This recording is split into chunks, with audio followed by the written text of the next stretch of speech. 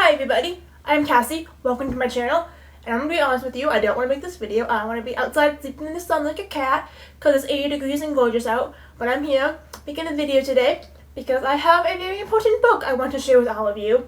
And I'm sure quite a few of you have already read it. It's been out for about 3 years now. But I have just finally managed to get my hands on it despite trying for about 2 years.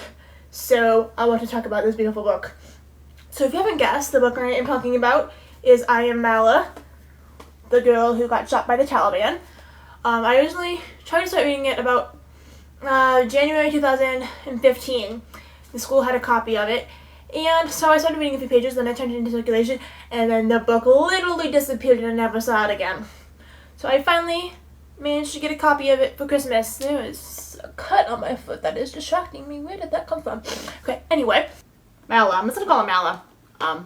Malala was shot on October 9, 2012, and I still remember that day. I was in 12th grade, and my school brought in kids' New York Times magazines that had the story in it. And of course, it was all over the news and everything. And at that time, I didn't understand exactly why she was shot. I just knew that the girl in Pakistan had been shot. This book goes into more of the background of why she was shot and the background of the people that shot her. So Malala is from Swat district of Pakistan, and here is a map of it. So obviously, because she was from Pakistan and one of my best friends is from Pakistan, and actually his family travels there a lot. And they also one time offered to bring me a sword back from Pakistan, which I turned down because that just didn't seem like a good idea. Yeah, Pakistan is very, very close to my heart. Because of him. I started reading this book. My school had a copy of it, and I picked it up one day. And I read, the first chapter, which it was talking about, how SWAT looks. And I was like, I want to go there. This place sounds beautiful. And, of course, I have connections to Pakistan through my friend. You can no longer visit SWAT. At least, not the time that this book was originally written. Might be getting a little bit better now. Probably not. So I might have to, wait another 15-20 years before I can go visit this beautiful place. But yeah, so anyway, I didn't understand why she was shot, but this book goes into it. Her father owns a school, elementary school through high school, and he speaks out a lot against the Taliban, and they're trying to get rid of education for girls in Pakistan. And so Malala, his daughter, obviously joined him on this crusade against the Taliban and the promotion of girls' education throughout Pakistan and throughout the world.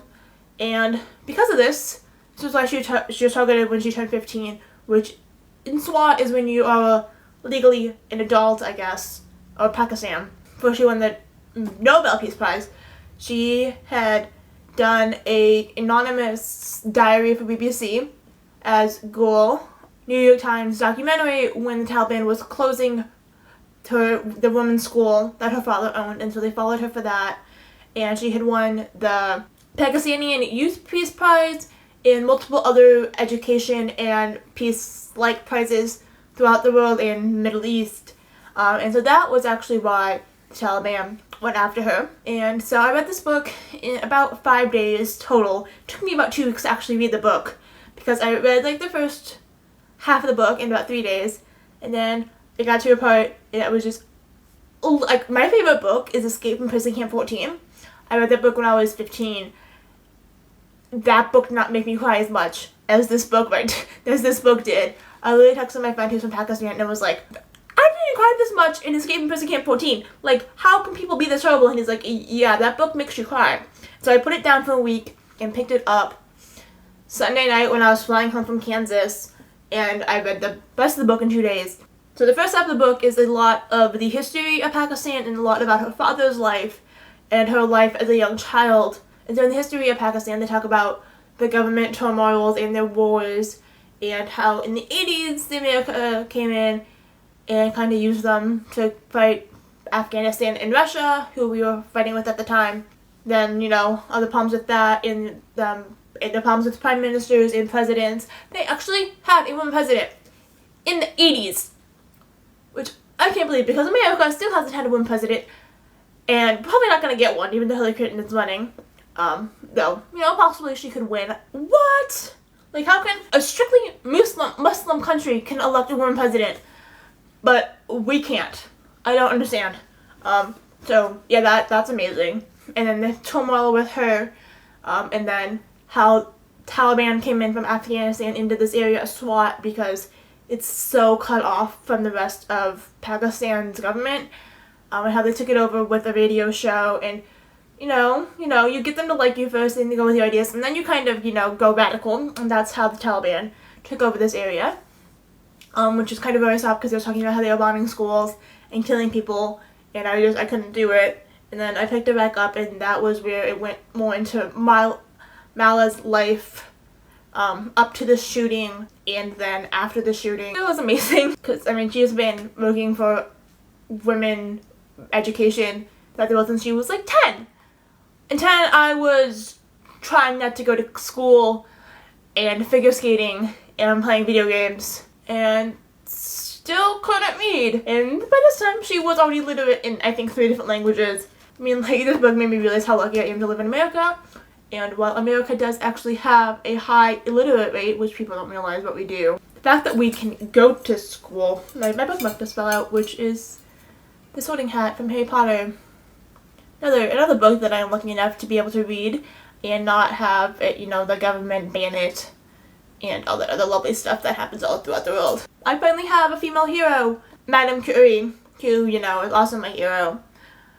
But this, different. That was my scientific hero, and this is my political hero. You have not yet read this book. I don't know what you are waiting for. Go read it. It will make you cry. It will make you laugh. And it will, at some points, make you happy. But mostly just make you mad and want to change the world for better, which is definitely what this book did for me. And this made me want to be a doctor even more and to help people throughout the world. Well, mostly where I'm going to be practicing at. But I do want to join the Peace Corps, and this really, pushed my motivation for wanting to be in the Peace Corps even more than it already was. And I wanted to join the Peace Corps since I was 14. That's a lie. I wanted to join the Peace Corps since my 16th birthday. The day of the Japanese tsunami. But yeah, no, this made me really want to, get out there and help the world. More, I'm trying. I do what I can right now, but this made me really want to push even farther to help. And it really just made me realize how lucky I am to live in America and be able to go to school and go to college. Yeah, very, very lucky to live in America.